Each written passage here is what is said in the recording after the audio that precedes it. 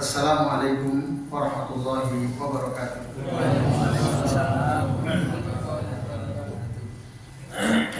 Innal hamdalillah nahmaduhu wa nasta'inuhu wa nastaghfiruh wa na'udzu billahi min shururi anfusina wa min sayyiati a'malina. May yahdihillahu fala mudilla lahu wa may yudlil fala hadiya lahu. Asyhadu an la ilaha illallah wahdahu la syarika lah wa asyhadu anna Muhammadan abduhu wa rasuluh. Allahumma shalli wa sallim wa barik ala Muhammad wa ala ali Muhammad kama shallaita wa barakta ala Ibrahim wa ala ali Ibrahim fil alamin innaka Hamidum Majid. Amma ba'du. Bapak-bapak dan ibu-ibu serta jamaah sekalian rahimani wa rahimakumullah. Alhamdulillah, pada malam ini kita bisa berjumpa kembali untuk melanjutkan ngaji kitab Al-Aqidah As-Safariniyah karya Al-Imam As-Safarini rahimahullah. Dan pada kesempatan kali ini Bapak Ibu kita akan lanjut pembahasan bait yang ke 68 ya. Betul ya Mas Fajar ya? Ya. Bait yang ke-68 dan seterusnya insyaallah. Masih di bawah judul tentang bahwa perbuatan makhluk itu adalah perbuatan manusia itu adalah makhluk Allah Subhanahu wa taala. Masih di bawah judul itu.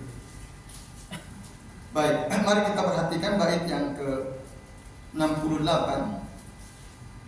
Qala al-mu'allif rahimahullah, berkata penulis kitab ini, semoga Allah merahmati beliau. Falam yajib alaihi fi'lul aslahi walas salahu waihaman lam yufri. Dan tidaklah wajib alaihi atas Allah fi'lu al-aslah, melakukan perbuatan yang paling baik, walas salah, dan juga tidaklah wajib bagi Allah untuk melakukan perbuatan baik. Aslah itu yang terbaik, salah itu baik, tidak wajib bagi Allah.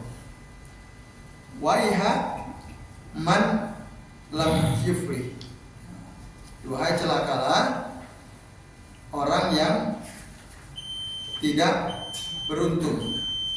Bapak Ibu dan sekalian, azan ya Allah. Jadi celakalah waiha man lam yufri itu, ini adalah kalimat yang biasa diucapkan untuk mengecam ya. Karena apa? Dia menyimpang gitu. Ada penyimpangan dari jalan yang lurus. Biasa diucapkan waiha man lam yufli, bagi orang yang tidak beruntung, yaitu orang-orang yang tidak mengikuti al-haq, kebenaran yang berasal dari Al-Quran dan Sunnah. Itu makna bait yang ke-68. Jadi sekali lagi, Bapak Ibu dan sekalian, bahwa Allah itu tidak wajib melakukan perbuatan yang terbaik atau perbuatan baik. Itu tidak wajib bagi Allah Ta'ala. Maka celaka orang yang mengatakan itu wajib bagi Allah. Maka orang yang mengatakan itu wajib bagi Allah, berarti orang ini celaka dan dia tidak beruntung, atau dia tidak mengikuti al-haq. Nah, ini Bapak Ibu dan jamaah sekalian. Nah, maksudnya apa Bapak Ibu dan jamaah sekalian? Nah, di sini ada khilaf di antara Ahlussunnah dengan Mu'tazilah. Orang-orang Mu'tazilah mengatakan bahwa yajibu 'alallahi fi'lal aslahi, wajib bagi Allah melakukan perbuatan yang terbaik. Wa hadza batilun, kata Syekh Al-Fauzan. Ini batil. Li'annahu la yajib 'ala Allah jalla wa 'ala syai'un. Tidak ada sesuatu pun yang bisa mewajibkan Allah Ta'ala. Apa ada siapa coba yang bisa bahwa Allah harus begini, Allah harus begini? Ada kan? Tidak ada. Tidak ada. Jadi nggak ada siapapun, apapun tidak ada yang bisa membebani Allah Ta'ala, mewajibkan Allah Subhanahu wa Ta'ala, kecuali Allah sendiri. Kecuali Allah sendiri. sendiri. Maka orang-orang Mu'tazilah mereka mengatakan ya Allah wajib melakukan yang terbaik. Sementara Ahlussunnah wal Jamaah mengatakan bahwa ya, Bapak Ibu sekalian, tidak wajib bagi Allah ya, kalau Bapak Ibu punya kitabnya di bawah dilihat ya, itu ada keterangan wa Ahlussunnah yaqulun la yajib. Ahlussunnah mengatakan tidak wajib gitu. Sementara orang Mu'tazilah mengatakan wajib bagi Allah untuk melakukan yang terbaik atau yang baik. Ahlussunnah mengatakan tidak. Nah, tapi sesungguhnya ini perlu ada rincian ya, Bapak Ibu dan jamaah sekalian rahimani wa rahimakumullah. Nah, apa rinciannya? Bagaimana tafsirnya? Nah, yaitu kita mengatakan bahwasanya Allah Ta'ala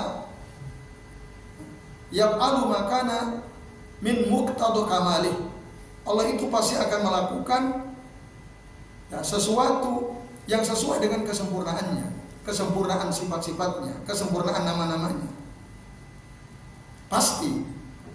Tapi ukuran yang terbaik atau yang baik atau tidak baik itu bukanlah akal kita. Laisat ukuluna kama taqulu al-Mu'tazilah. Seperti yang dikatakan oleh orang-orang Mu'tazilah. Gitu. Jadi ukurannya bukan akal. Bukan akal kita, tapi fakta yang terjadi, apapun yang terjadi, itulah yang terbaik. Ya.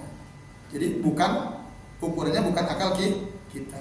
Jadi apapun yang Allah perbuat, yang Allah lakukan pada seorang hamba atau pada suatu kaum, nah itulah yang terbaik. Walaupun mungkin menurut akal kita tidak baik. Menurut akal kita tidak baik. Nah, ini Bapak Ibu dan jamaah sekalian rahimani wa rahimakumullah. Contoh, kalau wilayah di mana kita tinggal itu terjadi kekeringan, kering, enggak hujan-hujan, kalau sekarang hujan ya, sehingga kering kerontang, tidak ada pohon yang bisa tumbuh, bahkan air susah. Itu baik atau buruk? Buruk. Nah, menurut kita. Nah, gitu kan? Buruk menurut akal kita. Tapi sesungguhnya itu pasti baik. Ketika Allah tetapkan bahwa satu wilayah itu kekeringan dalam waktu yang lama, nah, maka itu pasti baik. Walaupun menurut akal kita itu tidak baik. Dalam Al-Quran jelas sekali ya Bapak Ibu dan Ibu sekalian, ada ayat yang berbunyi Zoharal fasadu bil barri wal bahri. Terus apa? Bima kasabat aydin nas. Terus telah nampak kerusakan di bumi dan di laut disebabkan karena perbuatan manusia. Terus liyudhiqahu ba'dalladzi amilu la'allahum yarji'un. Liyudhiqahu ba'dalladzi liyudhiqahu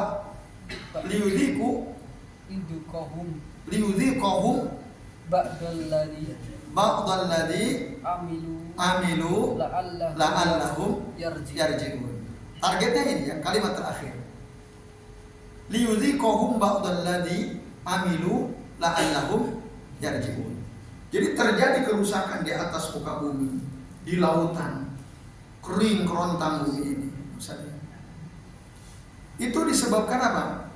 Perbuatan tangan manusia sendiri. Agar apa?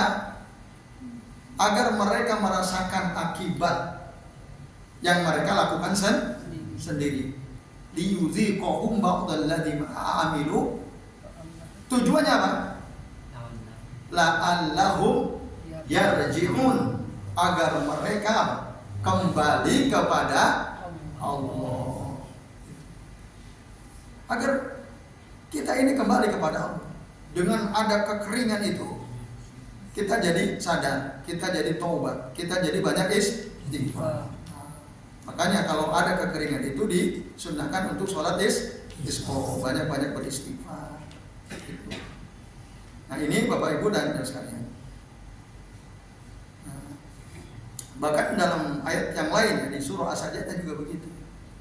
La nuziqannahum minal adzabil adna dunal adzabil akbari la'allahum yarji'un. Kami pasti akan merasakan kepada mereka al-adzab al-adna, azab yang ringan, dunal adzabil akbar. Bukan azab yang besar, maksudnya ringan itu semua azab yang terjadi di dunia itu ringan dibanding dengan azab yang terjadi di akhirat. Apapun yang sedahsyat apapun azab yang di dunia itu tidak lebih berat daripada azab yang ada di akhirat. Tujuannya apa? Allah mengazab la'allahum yarji'un, supaya mereka kembali kepada Allah, taubat kepada Allah. Nah ini Bapak Ibu, coba baik atau tidak? Baik. Akhirnya kan baik.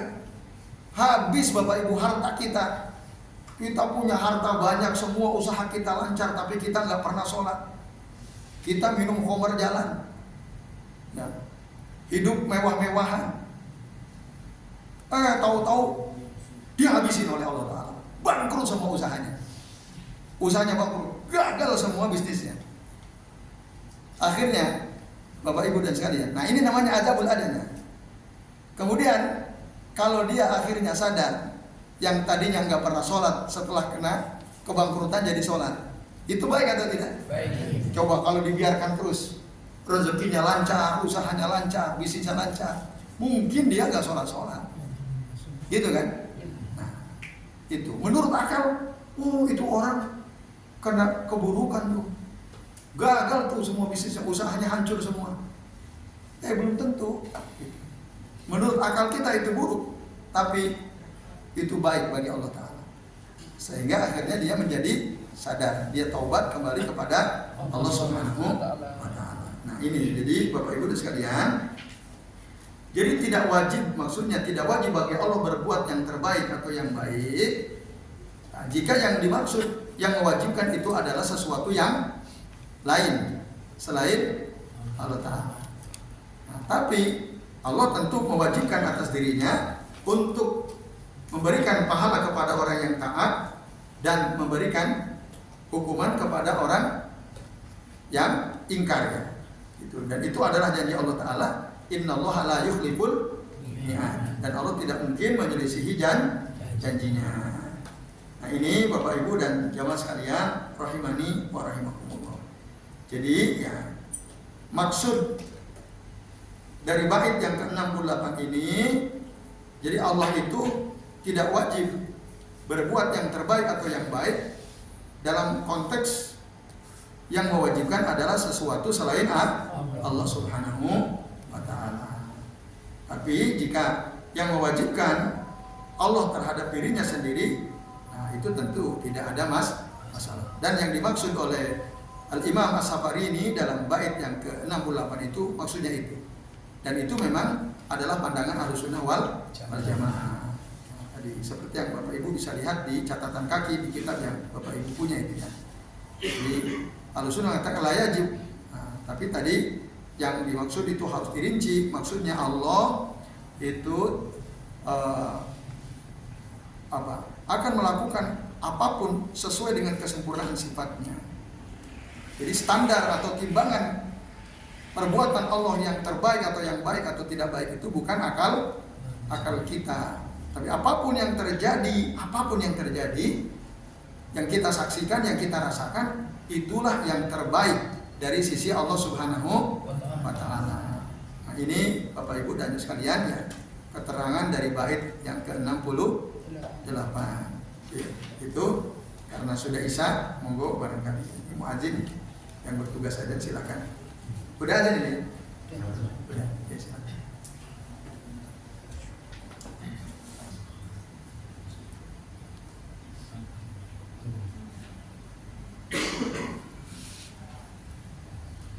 Alhamdulillah Bapak Ibu dan sekalian ya, kita sudah sampai di waktu isya, kita lanjut sedikit lagi. Jadi itu ya. Jadi Allah tidak ada yang bisa mewajibkan Allah untuk melakukan apapun ya, yang terbaik atau yang baik atau yang buruk atau yang terburuk gitu ya, tidak ada. Dan tidak mungkin Allah melakukan sesuatu yang tidak baik, tidak pula buruk gitu ya. Sesuai dengan hikmahnya, pasti seluruh apa yang Allah lakukan itu adalah yang terbaik. Nah, ini Bapak Ibu sekalian, itu yang dipahami oleh para ulama Ahlussunnah wal Jamaah ya. Sebagaimana juga dipahami oleh Al-Imam As-Safarini dalam bait yang ke-68 ini Bapak sekalian dan hadirin sekalian, azan ya Allah wa iyyakum ajmain. Contoh lain Bapak Ibu dan Bapak sekalian. Nah, rezeki, kita dikasih rezeki. Ada di antara kita yang dilapangkan rezekinya, ada yang di antara kita disempitkan, dibatasi rezekinya. Nah, bagi mereka yang oleh Allah dibatasi rezekinya, itu baik atau buruk? Kalau menurut akal ya. Menurut akal, wah itu orang nggak baik, miskin terus orang, susah uangnya, susah dia punya uang, mau apa-apa dia susah. Bahkan bisa jadi ketika dipandang orang jelek, lalu dia terpengaruh oleh pandangan orang lain kan. Akhirnya dia jadi merasa jelek, dia merasa putus asa. Nah, padahal sesungguhnya tidak demikian Bapak Ibu dan sekalian ya.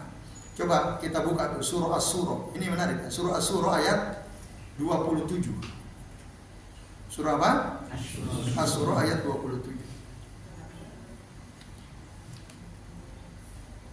Bapak Ibu dan jamaah sekalian rahimani wa rahimakumullah. Dalam surah Asy-Syura ayat 27 Allah menerangkan tentang ya, ada orang-orang yang dilapangkan rezekinya tapi dia akan melakukan apa? Berbuat melampaui batas. Allah Subhanahu wa taala berfirman, "Walau basatallahu ar-rizqa li ibadihi la baghaw fil ardi." Dan sekiranya Allah melapangkan rezeki kepada hamba-hambanya. Maksudnya, andai kata Allah melapangkan rezeki kepada seluruh hamba-hambanya, la bagau fil ardi, maka niscaya mereka akan berbuat melampaui batas di atas muka bumi. Walaki yunazzalu biqadarin ma yasha'u innahu bi ibadihi khabirum basir. Nah, akan tetapi Allah menurunkan rezeki dengan ukuran yang dikehendakinya ya, kepada masing-masing hamba beda-beda ya. Tapi itu semua adalah berdasarkan kehendak Allah Ta'ala. Ada yang dilapangkan, ada yang disempitkan, ada yang pertengahan. Itu sesuai ukuran yang Allah kehendaki. Innahu bi ibadihi khabirum basir. Nah, sesungguhnya Allah itu maha khabir, maha teliti. Maha teliti dengan apa? Dengan keadaan hambanya. Allah tahu. Ada orang ini kalau diberikan kelapangan rezeki, ini orang bahaya. Bahaya nih orang.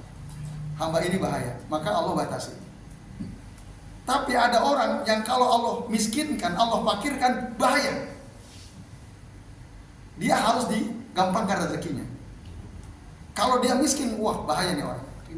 Nah, maka Allah beri dia kelonggaran. Itu Bapak Ibu dan jamaah sekalian, azan ya Allah wa iyyakum ajmain. Karena Allah Maha teliti, Maha tahu mana yang berhak, mana yang lebih pantas dilonggarkan, mana yang lebih pantas dibatasi. Itu. Nah, itu. Lalu basirun, dan Allah itu Maha melihat ya, semua apa yang dilakukan oleh para hamba. Nah, Bapak Ibu dan jamaah sekalian, maka ada satu hadis dari Nabi SAW yang dikutip oleh Imam As-Sa'di ketika menerangkan ayat ini. Nah, dan hadis ini merupakan hadis qudsi. Ya, kata Nabi, Allah Ta'ala yaqul, sesungguhnya Allah Ta'ala itu berfirman, Inna min ibadi, sesungguhnya di antara hamba-hambaku itu, man la yuslihu imanuhu illa al-ghina. Ada di antara hamba-hambaku itu yang imannya itu nggak benar kecuali kalau dia diberikan kekayaan. Paham maksudnya? Ya. Ada orang dia itu nggak bisa benar imannya kecuali Allah beri dia kekayaan. Ada orang yang seperti itu, Bapak Ibu. Nah, walau aqartuhu, kalau aku miskinkan dia, ya, la afsadahu dzalik, maka kemiskinan itu akan merusaknya. Nah, maka Bapak Ibu, kita yang oleh Allah diberikan kelonggaran rezeki, ingat nih hadis. Jadi Allah itu sayang sama kita. Allah tahu yang terbaik buat kita. Supaya apa? Iman kita itu benar. Tapi ya, wa inna min ibadi man la yuslihu imanuhu illal faqr. Ada di antara hamba-hambaku ya, yang tidak bisa memperbaiki imannya kecuali kefakiran. Ada yang seperti itu. Walau agnaituhu, kalau aku diberikan dia kekayaan, la afsadahu dzalik, maka akan rusak dia. Justru apa? Kalau aku kayakan dia, walau agnaituhu la afsadahu dzalik. Justru kekayaan itu akan merusak dirinya. Nah, ini Bapak Ibu dan sekalian. Itu kata Allah Subhanahu wa taala dalam hadis qudsi yang dikutip oleh Al-Imam As-Sa'di. Artinya apa, Bapak Ibu? Kita ya, siapapun di antara kita yang oleh Allah diberikan dibatasi rezekinya, ingat nih hadis. Bisa jadi mungkin kalau kita dilapangkan rezekinya, kita jadi rusak, jadi lupa diri. Tapi ketika Allah batasi rezeki kita jadi sering berdoa, memohon kepada Allah Ta'ala, terus mohon, mendoakan orang-orang yang berbuat baik kepada kita. Karena kita mungkin ya butuh, tapi kita menjaga diri kita, tapi ada orang berbuat baik, kita sadar bahwa ini semua pasti rezeki dari Allah. Lalu kita berdoa, kita doakan kebaikan baik yang menjadi wasilah ya, perantara sampainya kebaikan kepada kita. Nah, sebaiknya orang-orang yang dilapangkan rezekinya, Bapak Ibu, nah, itu juga karena Allah ingin memperbaiki iman dia. Maka dengan rezeki yang gampang, yang mudah itu, maka gunakanlah untuk ketaatan kepada Allah Subhanahu wa taala. Nah, ini Bapak Ibu dan sekalian ya. Jadi kemiskinan mungkin menurut akal kita itu buruk, tapi ternyata tidak begitu. Jadi ada orang Allah batasi dia supaya dia terus ingat sama Allah, dia terus berdoa kepada Allah Subhanahu wa taala. Nah, maka kita yang diberikan kelonggaran rezeki, ingat, nah, maka gunakanlah semua apa yang Allah mudahkan rezeki ke kita itu untuk taat kepada Allah Azza wa Jalla. Nah, penutup Bapak Ibu, contoh lain yang terakhir, iblis. Iblis itu diciptakan buruk apa baik?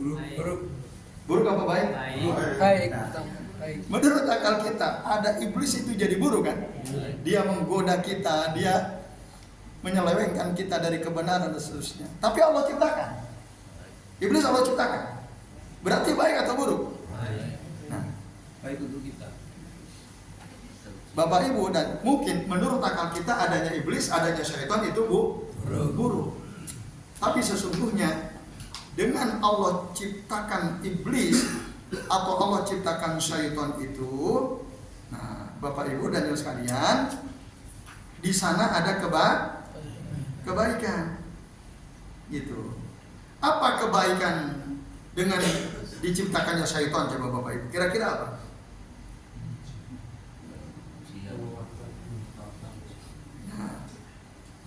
Kita jadi tahu ya, kita beramal, beriman sama Allah itu ya, apakah ikhlas lillahi ta'ala atau karena ngikutin hawa nafsu. Kita jadi bisa ngukur. Nah, ini Bapak Ibu, dan dengan begitu ketahuan ya orang yang betul-betul beramal karena dorongan iblis, dorongan hawa nafsu, atau memang dia betul-betul ikhlas karena Allah Subhanahu wa ta'ala. Nah, fungsinya itu kita digoda oleh iblis, niat kita kenceng enggak gitu untuk melakukan suatu kebaikan. Kan fungsinya itu untuk betul-betul menguji semangat kita, niat kita untuk berbuat baik itu kuat atau tidak. Digodalah sama iblis. Mas Mu'arif mau berangkat ngaji, kata iblis, ngapain ngaji? Mendung mau hujan, kamu nggak usah berangkat. Lebih baik di rumah tuh bercanda sama anak-anakmu gitu kan. Sambil makan mie ayam yang hangat-hangat kan enak. Nggak usah berangkat ke majelis ilmu. Nah, Tapi di situ kita justru diuji kan. Ini benar-benar mau berangkat cari ilmu atau enggak. Nah, akhirnya kalau kita kuat niat untuk nuntut ilmunya, godaan iblis itu kita ikuti atau tidak? Tidak. Nah, dari situ kita akan tahu kan, oh, mudah-mudahan amal yang kita lakukan ini ikhlas walaupun digoda oleh iblis. Nah, kita tetap berangkat untuk melakukan kebaikan. Nah, itulah kebaikan dari kenapa Allah menciptakan iblis ya, untuk menguji kita manusia hamba-hambanya, apakah kita ini betul-betul ya dalam kita beramal itu ya kuat niatnya, ikhlas atau tidak dalam kita beramal. Nah, itu Bapak Ibu dan jamaah sekalian, a'adzanillahu wa iyyakum ajmain. Jadi sekali lagi bahwa semua apa yang terjadi yang Allah kehendaki itu pasti baik. Tapi tidak ada sesuatu yang bisa mewajibkan Allah Ta'ala untuk melakukan kebaikan menurut akalnya. Tidak ada. Ya, saya kira demikian Bapak Ibu dan jamaah sekalian ya. Masih ada sedikit waktu barangkali ya, kalau ada yang mau bertanya Bapak Ibu. Ya ada ya. Nah, baik, kalau gitu sebagai penutup kami tuntaskan bait yang ke-69 ya. Karena ini terakhir, maka bait 69 Al-Imam As-Safari mengatakan faqullu man syaa'a hadahu yahtadi wa yurid illa al-'abdi yahtadi. Setiap orang yang Allah kehendaki untuk diberi petunjuk, maka dia akan mendapatkan petunjuk. Wa yurid illa al-'abdi, dan jika Allah menghendaki menyesatkan seorang hamba, maka hamba itu akan melakukan suatu perbuatan di luar batas, berlebihan. Nah, ini Bapak Ibu dan jamaah sekalian rahimani wa rahimakumullah. Dan ini sesuai dengan hadis Nabi yang tadi kami kutip di mukadimah ya. Kajian kita ini, may yahdihillahu fala mudhillalah wa may yudlil fala hadiyalah. Barang siapa yang diberi petunjuk oleh Allah Ta'ala, maka tidak ada yang bisa menyesatkan, dan sebaliknya barang siapa yang disesatkan, tidak ada yang bisa memberi petunjuk kepada. Tapi perlu diingat bahwa yang dimaksud petunjuk di sini Bapak Ibu adalah hidayatul taufiq. Kalau hidayatul bayan wal irsyad semua alokasi. Siapapun orang kafir semua alokasi. Bahkan kaum-kaum terdahulu, kaum Ad, kaum Samud, semua dikasih hidayah oleh Allah Subhanahu wa ta'ala. Tapi baru hidayatul bayan wa hidayatul irsyad. Itu ya Bapak Ibu dan sekalian. Jadi yang dimaksud hidayah di sini adalah hidayatul taufik, karena memang hidayatul taufik itu adalah hak prerogatif Allah Subhanahu wa ta'ala. Bahkan Rasul pun tidak bisa memberikan hidayatul taufik. Dalilnya apa? Di dalam Al-Qur'an ya, ada ayat surah Al-Qasas ya, ayat 56, Allah Ta'ala mengatakan innaka la tahdi man ahbabta walakinnallaha yahdi man yasha wa huwa a'lamu bil muhtadin. Nah itu, artinya Rasul pun tidak bisa. Tapi kalau hidayatul bayan wal irsyad itu pasti Rasul bisa, bahkan kita pun bisa.